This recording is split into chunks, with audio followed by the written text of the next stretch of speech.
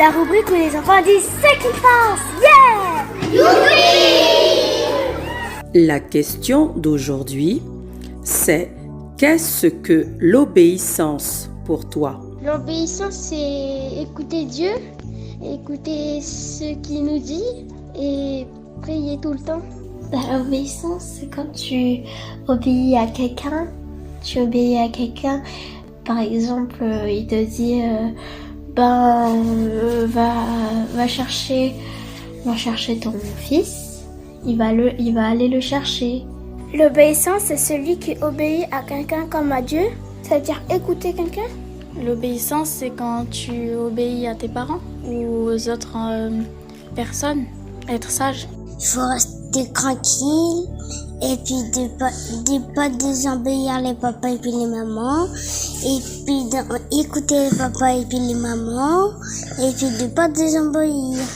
L'obéissance, c'est quand on écoute sa mère, son aîné et son tonton et son père, tout le monde qu'on connaît. Mais on écoute pour pas faire bêtises. Merci pour vos réponses, les enfants. L'obéissance, c'est le fait d'obéir. C'est faire ce qui est demandé, c'est écouter, prêter l'oreille, se soumettre à quelqu'un ou à quelque chose. Pourquoi obéir? Parce que Dieu aime l'obéissance et c'est ce qu'il nous demande. Dans la Bible, il est écrit: Voici, l'obéissance vaut mieux que les sacrifices. Ce qui est important pour Dieu, c'est qu'on lui obéisse avec un cœur vrai, droit. Faire des choses pour Dieu ne vaut rien si notre cœur est loin de Dieu. Jésus lui-même était soumis à ses parents terrestres, Joseph et Marie, et aussi à Dieu, son Papa céleste. Jésus le dit dans Hébreux chapitre 10, verset 5. Me voici, je viens faire ce que tu veux. Avant la venue de Jésus, aucune personne n'avait obéi parfaitement à la volonté de Dieu, car tous ont désobéi. Jésus a appris l'obéissance. Il a obéi jusqu'au bout. Il est écrit dans Hébreux chapitre 5, verset 8. Ainsi, bien qu'étant fils, il a appris l'obéissance. La Bible également déclare dans Éphésiens chapitre 6, verset 1. Enfants, obéissez à vos parents selon le Seigneur, car cela est juste. Enfants comme adultes, tout le monde est concerné par l'obéissance.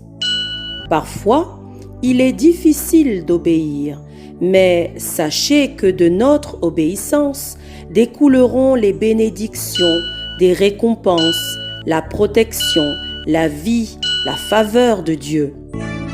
Dieu a instauré des règles dans la Bible. Elles sont là pour notre bien. Tout comme les lois qui contrôlent notre société, par exemple, les règles de vie dans la classe, le code de la route. Sans ces règles, le désordre régnerait. Alors, si nous voulons plaire à Dieu, être heureux, obéissons à la parole de Dieu.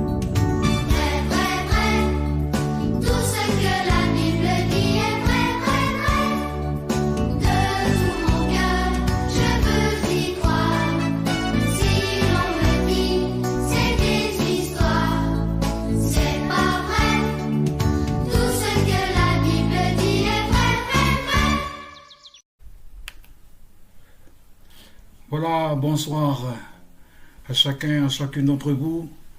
Nous sommes heureux tout à nouveau d'être autour de la parole de Dieu, écoute de la parole de Dieu, tout en sachant que la parole de Dieu, elle est vie, elle est esprit. Et ce soir, nous rendons grâce à Dieu pour ces moyens qu'il nous donne, même dans ce temps de confinement. Mais la parole de Dieu, elle n'est pas confinée, elle. Alors nous rendons grâce à Dieu pour cela. avant que nous chantions un cantique dans le recueil Cœur et Cantique, je voudrais que nous puissions courber nos fronts et de prier le Seigneur. Seigneur, nous voulons à nouveau te dire merci. Merci pour la vie. Merci pour la joie dans nos épreuves, dans nos difficultés. Merci encore pour ce temps mis à part où tu ne veux pas nous laisser au dépourvu, Seigneur. Tu veux accomplir de jour en jour ta promesse que tu seras toujours avec nous tous les jours jusqu'à la fin du monde. Ce soir, bénis ta parole, Seigneur. Bénis chacune d'entre nous, mes amis qui sont au milieu de nous et qui ont pris les dispositions pour pouvoir être à l'écoute de la bonne nouvelle, tout en sachant que l'Évangile est une puissance pour le salut de quiconque croit. Et il n'y a pas d'autre nom qui a été donné sous le ciel par lequel nous devions être sauvés, si celui est le nom de Jésus. Oh merci mon Dieu et mon roi, bénis nos cœurs Seigneur ce soir, au nom puissant et merveilleux et parfait de Jésus. Amen. Voilà, je voudrais chanter avec vous le 409 dans les recueils Cœur et Cantique. Gloire à Dieu. Jusqu'à présent tu as cherché le bonheur. Tu es déçu car tu es toujours seul. Seul dans tous tes soucis, dans ton malheur. Viens à Jésus, tu le seul, pas plus tout seul. Alléluia, je suis jamais tout seul. Il m'accompagne vers le paradis.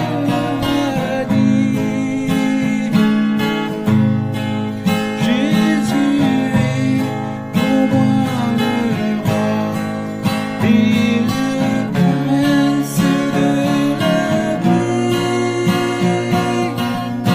Je ne suis jamais tout seul, plus jamais seul.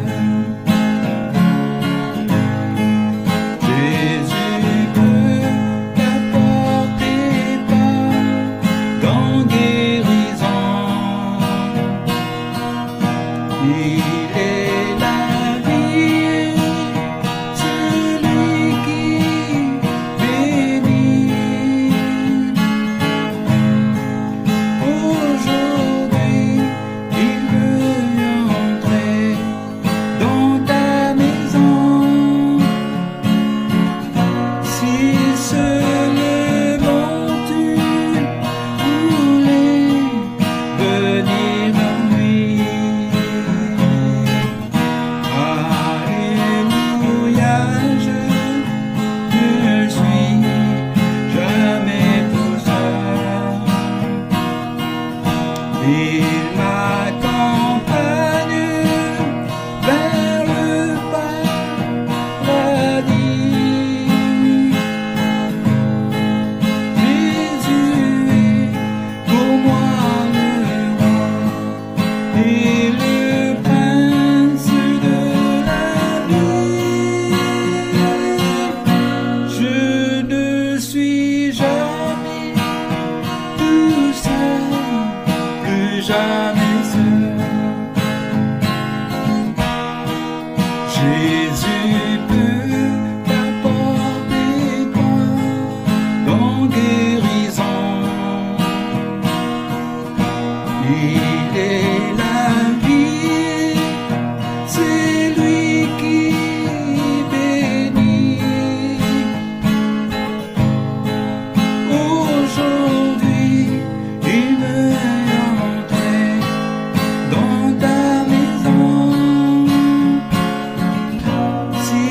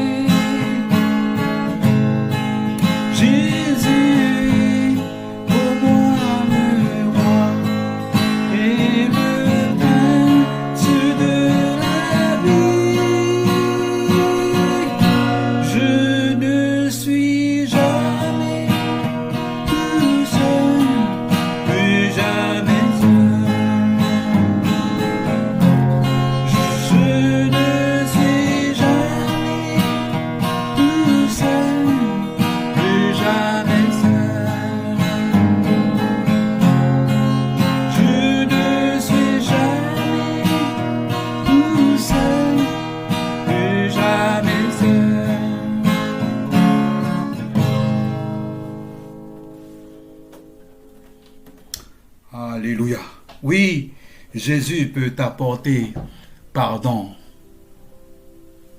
et guérison. Gloire à Dieu. Alléluia. Il n'est pas venu pour les justes. Il n'est pas venu pour ceux qui sont en bonne santé. Non, ils sont venus pour ceux qui sont malades et ceux qui ont péché. Ils sont venus pour les pécheurs. Et ce soir, je voudrais partager avec vous une partie de l'évangile de Luc au chapitre 7, et à partir du verset 36. Un pharisien pria à Jésus de manger avec lui. Jésus entra dans la maison du pharisien et se mit à table. Et voici une femme pécheresse qui se trouvait dans la ville, ayant su que Jésus, qu'il était à table dans la maison du pharisien, apporta un vase d'albâtre plein de parfums. Et le verset 38 nous dit, « Et se tint derrière, aux pieds de Jésus. Elle pleurait. Bientôt, elle les mouilla de ses larmes, les pieds de Jésus, puis les essuya avec ses cheveux, les baisa et les oignit de parfum. » Le verset 39, le pharisien qui l'avait invité, voyant cela, dit en lui-même, « Si cet homme était prophète, il connaîtrait qui et de quelle espèce est la femme qui le touche. Il connaîtrait que c'est une pécheresse. » Voyez-vous, dans la version de Matthieu, dans le chapitre 26, il semblerait que le geste de cette femme a fait ressortir quelques réflexions chez les disciples. Mais Jésus leur dira que ce geste était pour plus tard. Elle l'a fait, dira-t-il, pour ma sépulture. Et il leur a posé la question, pourquoi lui faites-vous du mal? Jésus n'y manque pas de souligner que partout où cette bonne nouvelle sera prêchée dans le monde entier, on racontera aussi en mémoire de cette femme ce qu'elle a fait. Autrement dit, ce qu'elle a fait n'est pas des sentiments venant d'ailleurs, venant d'une personne réellement brisée par la vie, réellement brisée par la vie. Qui que vous soyez, mon ami, vous avez du prix aux yeux de Dieu. Vous avez du prix aux yeux de Dieu. Et nous comprenons pourquoi Jésus dira à Nicodème dans Jean 3,16, car Dieu a tant aimé le monde qu'il a donné son Fils unique, afin que quiconque croit ne périsse point, mais qu'il ait la vie éternelle.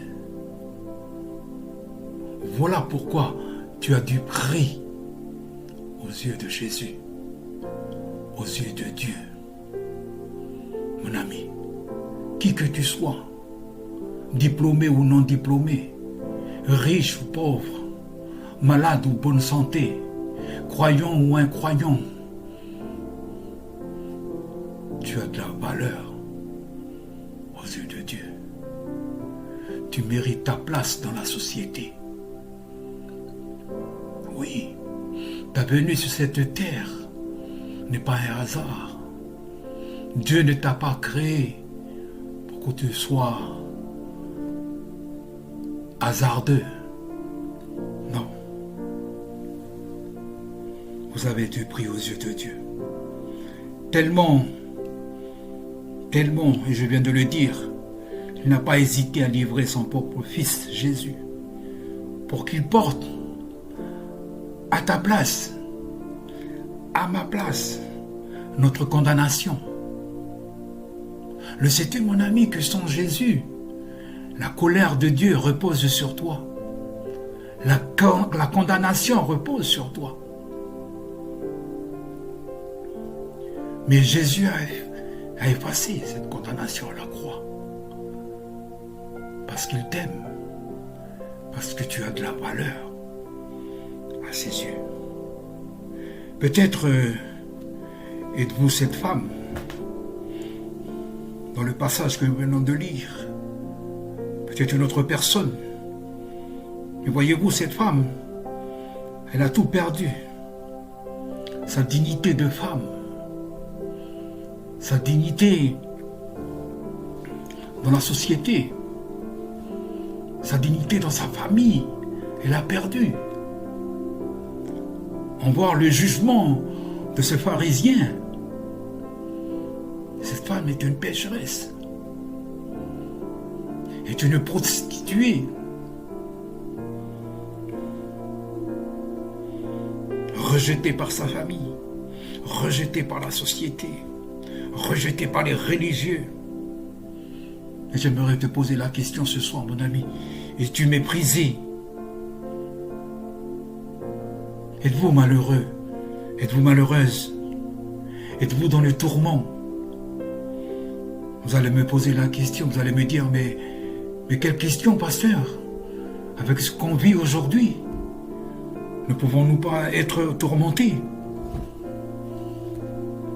Mais oui, mais avant même que le Covid, le variant d'État arrive en Calédonie, ton cœur est déjà tourmenté. Tu as été déjà méprisé. Et tu es malheureux. Et la situation actuelle ne fait qu'aggraver. Ou êtes-vous encore esclave de vos passions? Et voyez-vous, quand on s'y pose ces questions-là, quand on amène cette réflexion, il y a des pensées, il y a des questions qui surgissent. Et peut-être que vous vous êtes posé cette question. Pourquoi je suis né? Pourquoi c'est moi qui dois traverser ça? Pourquoi c'est moi qui dois être touché par le variant d'État et pas l'autre, pas mon voisin? Peut-être que vous vous êtes posé la question. Ah, je ne mérite pas la vie ici-bas. Pourquoi moi? Pourquoi pas l'autre? Pourquoi vivre dans cette galère? Et peut-être que vous vous êtes pensé déjà à mettre fin à votre vie. Mais j'aimerais te dire que non, mon ami, non. Ta présence sur la terre est voulue par Dieu. Et voyez-vous, si Dieu a permis que nous serons sur la terre, c'est qu'on a notre place sur la terre. Tu as ta place, j'ai ma place. Dans la société, dans ma cellule familiale, dans mon clan, dans ma tribu, j'ai ma place. Si le monde te méprise, si le monde a de la haine contre toi, sache que toi, tu as de la valeur aux yeux de Dieu. Tu as ta place dans la société. Et oui, la parole de Dieu nous dit qu'on n'a plus besoin, on a plus besoin du plus petit que soi pour accomplir de grandes choses. Alors ne te culpabilise pas. Jésus t'aime. Si Jésus m'a transformé, a fait de moi ce que je suis devant toi ce soir, mon ami, mais il en est capable aussi de transformer ta vie et de la rendre meilleure encore. Que le nom du Seigneur soit béni.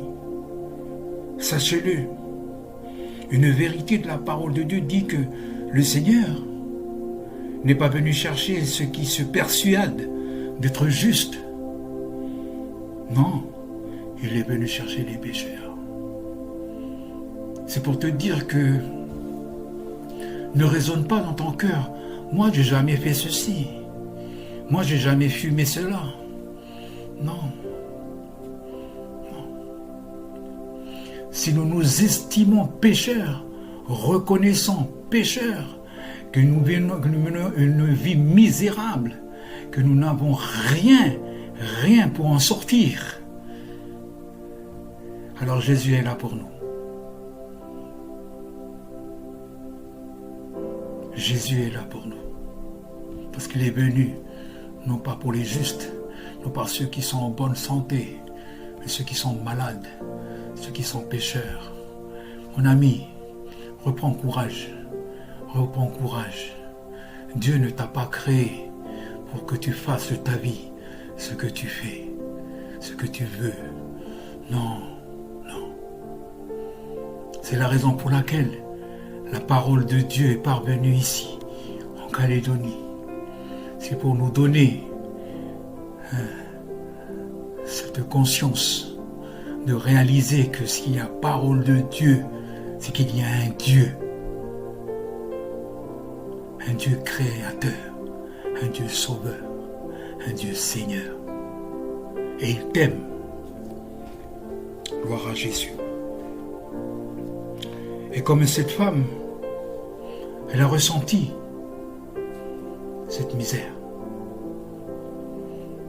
Elle a tout perdu. Tout perdu.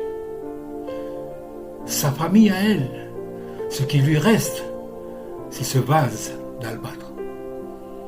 C'est cette vase. Elle n'a plus de famille, elle. Elle n'a plus de famille. Plus rien. Elle se dit comme ça, moi je n'ai rien à perdre. C'est soit aujourd'hui. Moi je n'ai rien à perdre. Que pourra me dire Simon le pharisien? Peu importe ce qu'il me dira, mais j'y entrerai. J'exprimerai mon cœur. Et le geste qu'elle a accompli a fait parler d'elle jusqu'à aujourd'hui, lorsque nous prenons ce passage. Oui, elle a ressenti sa misère. Elle a ressenti que son cœur est vide. Plus rien ne peut la retenir. Elle a tout vidé. Elle a tout vidé.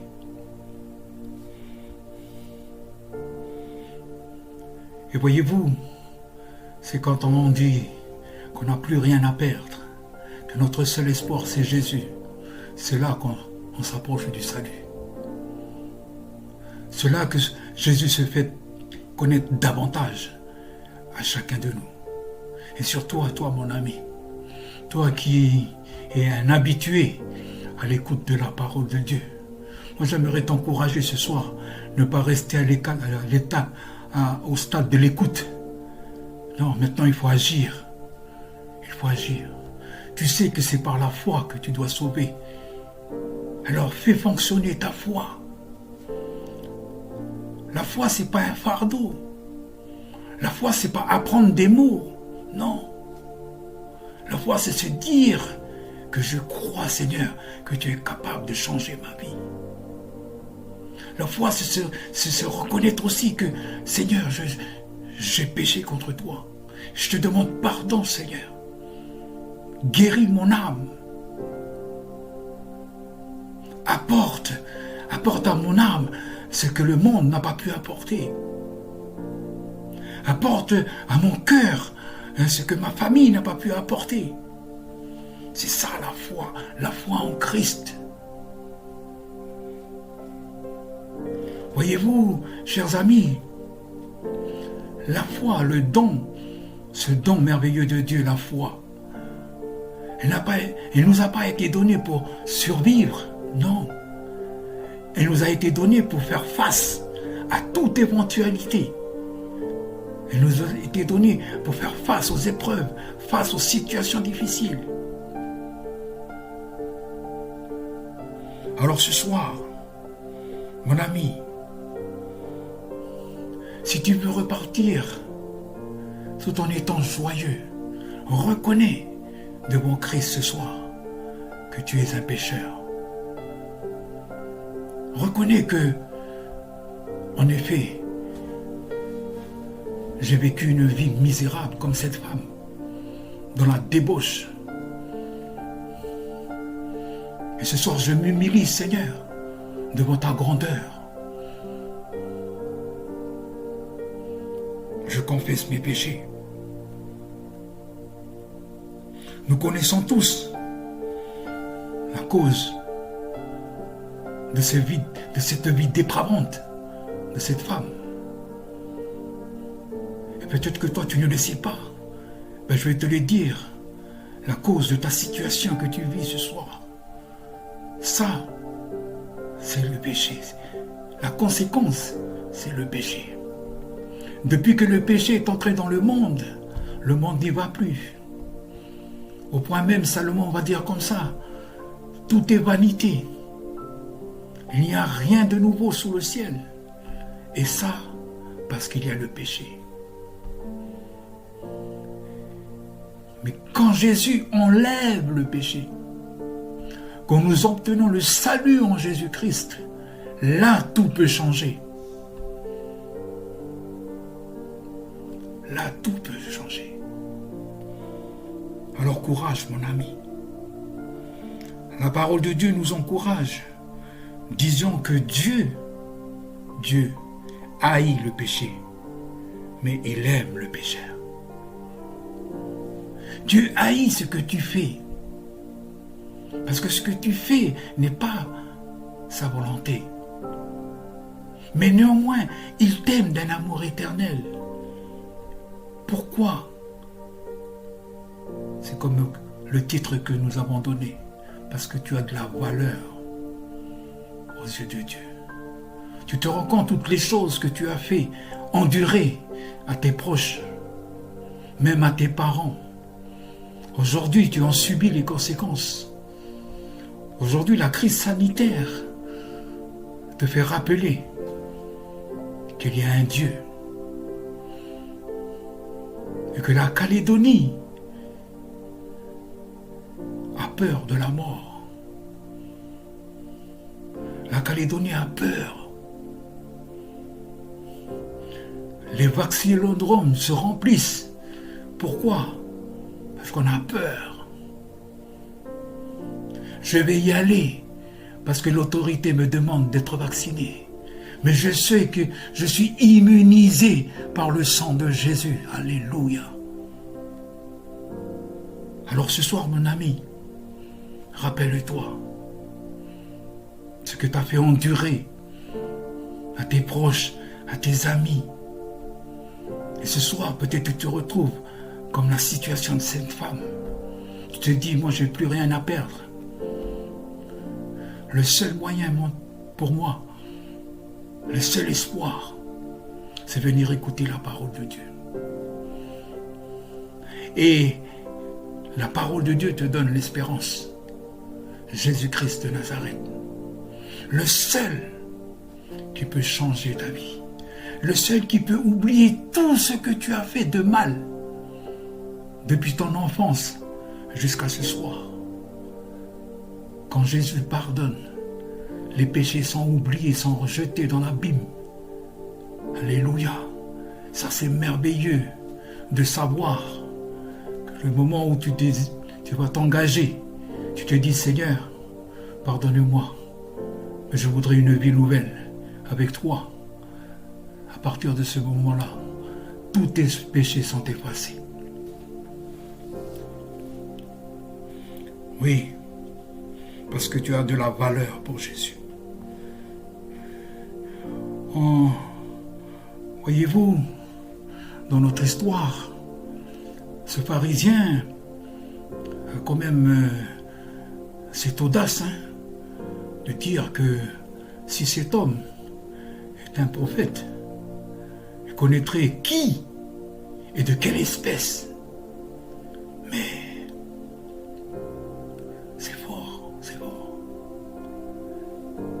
Il connaîtrait que cette femme qui la touche est une pécheresse. Et le péché, c'est désobéir, c'est transgresser la loi. Voyez? Mais ce pharisien-là, cet homme de la loi, et parfois nous sommes comme ça, mes amis. Écoutez-moi bien. Si on ne fait pas les choses qu'on doit faire, on fera les choses qu'on ne doit pas faire. Et c'est ce que ce pharisien, Jésus lui a reproché. Tu vois, Simon, moi depuis que je suis rentré là, tu m'as pas lavé les pieds. La chose qu'il doit faire, il le connaît lui. Mais le Seigneur va le reprendre. Ce que tu dois faire, tu ne l'as pas fait. Et ce que tu ne dois pas faire, ben tu le fais. Ce qu'il doit faire, le pharisien, il ne l'a pas fait. Et ce qu'il ne doit pas faire, ben il l'a fait, il a jugé. alors que le seul juge, c'est Dieu. Voyez-vous? Alors tu vois, tu peux être aussi le cas de cet homme qui se croit juste, mais qui ne fait pas ce qu'il doit faire.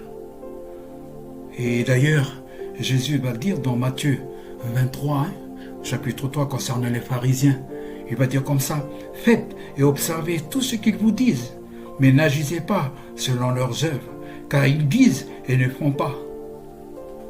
Il y a beaucoup comme ça, qui disent les choses mais qui ne font pas. Et si on ne fait pas ce qu'on doit, si on ne fait pas ce qu'on doit faire, on fera ce qu'on ne doit pas faire.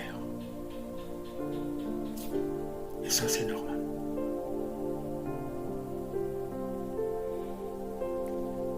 Mon ami, lève les yeux vers celui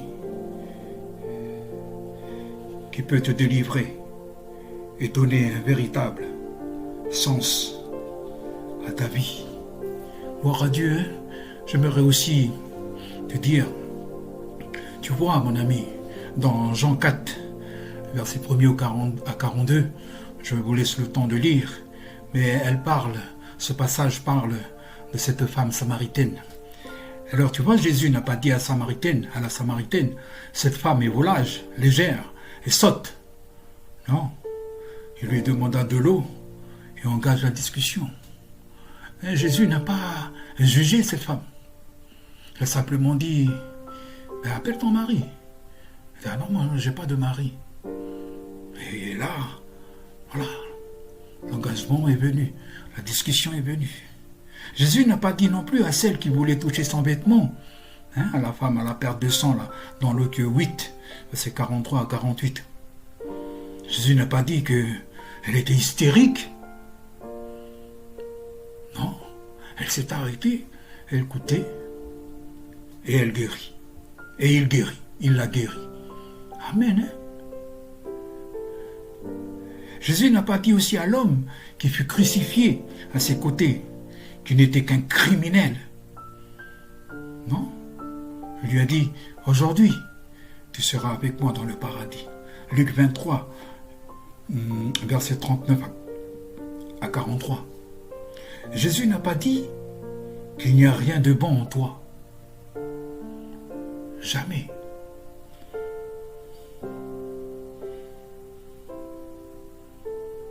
Mais Jésus dit que si tu crois au Seigneur Jésus, tu seras sauvé. Parfois, nous nous culpabilisons. Alors tu vois, Jésus a dit dans Luc 19, verset 10, car le Fils de l'homme est venu chercher et sauver ceux qui étaient perdus. Et tu vois, ceux qui sont perdus, c'est justement ceux qui sont méprisés, malheureux, tristes, abandonnés de la famille, rejetés par la société, perdus leur dignité d'être humains. C'est cela que Jésus est venu les chercher. Oui. Chers amis, c'est parce que vous avez du prix à ses yeux qu'à partir d'aujourd'hui, vous pouvez tout recommencer à zéro et prendre un nouveau départ. Croyez en Jésus et suivez-le. Oui, pour notre histoire, ce n'est pas la valeur du parfum qui a sauvé cette femme. Ce n'est pas ce qu'elle possédait qui a sauvé cette femme. C'est son cœur. Ce n'est pas parce qu'elle a fait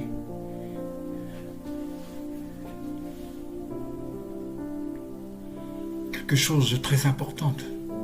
Non, Jésus dira dans le verset 47, c'est pourquoi je te le dis, Simon, ses nombreux péchés lui ont été pardonnés, car elle a beaucoup aimé. Voilà ce que Dieu nous demande, mon ami. C'est le premier commandement. Tu aimeras ton Dieu de tout ton cœur, de toute ta pensée, de toute ta force. Il n'y en aura aucun autre Dieu devant toi. Mais nous, orgueilleux que nous sommes, nous nous sommes fait des dieux partout. Et nous avons délaissé le Dieu qui nous a tant aimés, qui a envoyé son Fils, son unique, pour mourir à la croix, pour le rachat de nos âmes. Cette femme dira Jésus à Simon le pharisien, tu vois, elle a beaucoup aimé. Conséquence, cette femme, Jésus va lui dire, femme, tes péchés sont pardonnés. Et un peu plus loin, il va dire, femme, ta foi t'a sauvée, va en paix. Alléluia. Comme cette femme, tu peux à nouveau vivre, cette fois-ci, avec la paix de Christ, avec son assistance, avec son accompagnement. Mais non seulement tu vas repartir en paix, mais tu obtiens le pardon de tes péchés et le salut. Le salut. Et dans la parole de Dieu, si nous voulons voir, pour terminer notre méditation, cette femme a été réconfortée par Jésus. Oui. Femme, ta foi t'a sauvée. Va en paix. Et Romains 8, le verset 28, il lui dit comme ceci, nous savons du reste que toute chose concourt au bien de ceux qui aiment Dieu, de ceux qui sont appelés selon son dessein. Tu vois, mon ami, peut-être que tu ne le sais pas, mais tu as été appelé selon son dessein. Alors faisons ce que nous devons faire. Autrement dit, mettre en pratique le premier commandement. Tu aimeras ton Dieu de tout ton cœur, de toute ta pensée, de toute ta force. Il n'y aura pas d'autre Dieu, que moi. Alléluia. Et ça, c'est merveilleux. Et regardez comment Paul commence le chapitre 8 de son épître aux Romains. Il dit, il n'y a donc maintenant aucune condamnation pour ceux qui sont en Jésus-Christ. Mon ami, c'est une certitude, c'est une vérité. Voilà, ce n'est pas de l'illusion, non. La vie avec Jésus, c'est une réalité. Et tu peux vivre cette réalité tous les jours de ta vie à partir de ce soir. Cette promesse, tu peux la vivre. Il n'y a donc maintenant aucune condamnation pour ceux qui sont en Jésus. Alléluia. Que le nom du Seigneur soit béni. Prions ensemble, Seigneur. Notre Dieu, notre Père, nous voulons te dire merci pour ta parole. Merci parce que tu es celui, Seigneur mon Dieu, qui, ce soir certainement, a touché les cœurs, Seigneur. Les cœurs à salut, mais a pu fortifier mon frère et ma sœur dans ces temps, Seigneur, d'écoute de la parole de Dieu. Merci parce que ta parole, elle est bénie. Et cette parole, elle est bénie en nous, Seigneur. Et nous voulons louer ton nom. Nous voulons te rendre toute la gloire. Parce que nous faisons partie de cette élection divine. Oui, ce n'est pas nous qui t'avons choisi, c'est toi qui nous as choisis. Et ce soir, tu béniras cet homme, cette femme, ce jeune homme ou cette jeune fille qui fait le pas de la foi ce soir, pour t'accepter dans son cœur, réalisant que ils ont attristé le cœur de Dieu. Oui, comme cette femme, nous voulons aimer beaucoup. Nous voulons à nouveau revenir à la source. De dire comme ça que nous voulons t'aimer, Seigneur, par-dessus tout, de toute notre force, de toute notre pensée, de tout notre cœur. Alors bénis ta parole, Seigneur. Bénis aussi nos bien-aimés, Seigneur, ce soir, qui peut-être sont malades, Seigneur, et qui est à l'écoute, Seigneur. Peut-être un problème auditif, peut-être un problème, Seigneur, intestinal, ou positif au variant Delta. Seigneur, rien n'échappe à tes regards. Oui, aucune situation n'est désespérée avec toi. Tout est possible avec toi. Alors pendant que je prie, Seigneur, tu opères déjà la guérison. Merci, Seigneur mon Dieu. À toi reviennent la gloire, l'honneur et la puissance, Seigneur. Au nom de Jésus, notre Seigneur et Sauveur. Amen. Amen. Donc, merci encore pour ce temps qui nous a été donné pour pouvoir écouter la parole de Dieu. Que le nom du Seigneur soit béni. Amen.